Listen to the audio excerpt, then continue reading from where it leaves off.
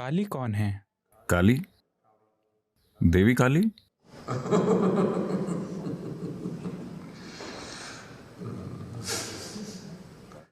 काली मुसीबत है। वो महिला, वो बहुत भयंकर महिला है। वैसी महिला को संभालने के लिए आपको एक अलग तरह का हुनर चाहिए, क्योंकि भारत में विशेष रूप से विभिन्न देवताओं और देवियों का सृजन किया गया है। When I say created,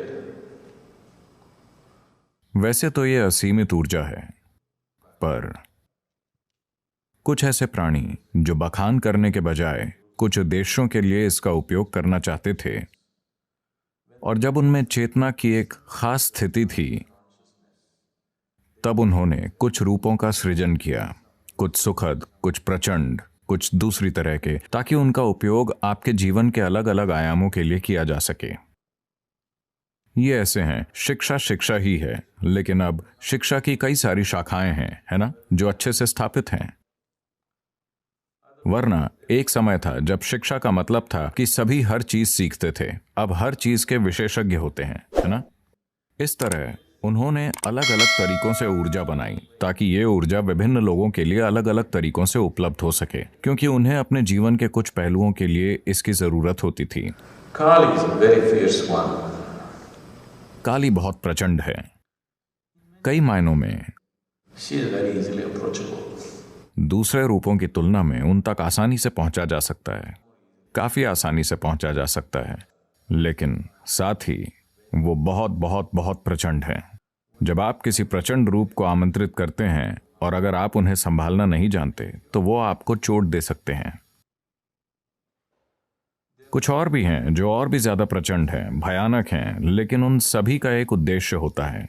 ये सब अतीत में कुछ योगियों द्वारा बनाए गए हैं। उन्हें एक रूप दिया गया है और वो बस वहां मौजूद हैं। वो आपके लिए एक वास्तविकता बन सकते हैं अगर आप उस तरह की ऊर्जा को आकर्षित करने के लिए कुछ प्रक्रियाएं करें, तो ये आपके लिए एक जीवंत वास्तविकता बन सकते हैं। काली बस एक देवी नहीं है जिनमें आप विश्वास करें, वो आपके सामने चल सकती हैं, क्योंकि एक बार जब आप उनके लिए जरूरी ऊर्जा शरीर बना लेते हैं, तो अब अगर आप चाहें तो इसके ऊपर एक भौतिक शरीर भी बना सकते हैं।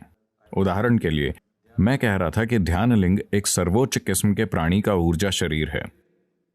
सिद्धांत रूप से यह संभव है कि अगर हम चाहें तो उसके लिए एक भौतिक शरीर बना सकते हैं। सिद्धांत रूप से यह संभव है। इसमें बहुत अधिक कार्य करना होगा और यह अंत में किसी लाभ का नहीं होगा। एक और इंसान बनाने का क्या तुक है? जिस तरह से मैं हूं, उसे आपके द्वारा अभी अनुभव न करने का एकमात्र कारण है कि मैं एक भौतिक शरीर में हूं और आपकी तरह बोलता हूं और आपकी तरह चीजें करता हूं। अगर मैं किसी और रूप में होता तो लोगों के लिए बहुत आसान होता, क्योंकि तब आपको नहीं दिखता। जब आप किसी को इंसान के रूप में देखते हैं तो उसे आपके तार्किक तरीकों में फिट होना होता है ना। अगर वो आपके तर्क में फिट नहीं होता तो आप उसे आत्मज्ञानी के रूप में नहीं देखेंगे, आप उसे पागल मानेंगे। तो भौतिक शरीर बनाने का कोई फायदा नहीं है। पर काली उस ऊर्जा का एक आयाम है। ध्यानलिंग में सभी आयाम शामिल हैं तो ये एक अलग चीज है, पर काली एक खास आयाम है। उन्होंने काली को बनाकर खुला छोड़ दिया, तो उन्हें कुछ स्थानों पर कुछ खास तरीकों से प्रतिष्ठित किया गया है। कोई भी उन तक पहुंच सकता है। वो अस्तित्व में वाकई शक्तिशाली ताकत हैं। और सिर्फ काली ही नहीं, दूसरी भी हैं, डाकिनी, राकिनी, लंकिनी, बहुत सी हैं,